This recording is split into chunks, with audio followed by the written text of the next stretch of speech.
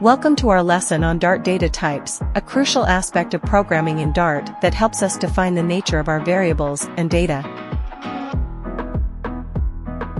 Data types are fundamental in programming as they define the kind of data a variable can hold. Understanding and using them correctly is essential for efficient and error-free code. Dart provides various basic data types: integers, int, floating point numbers, double, boolean values, bool, strings, string, and the dynamic type. Each serves a specific purpose in storing different kinds of data.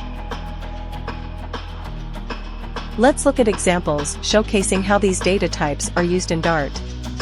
From declaring variables to assigning values of different types, these examples illustrate their usage.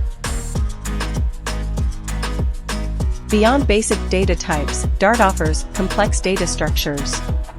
Lists, maps, and sets are powerful tools for handling collections of data with flexibility and efficiency.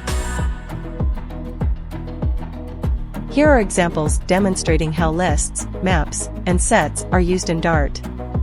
These data structures allow for organized storage and manipulation of data elements.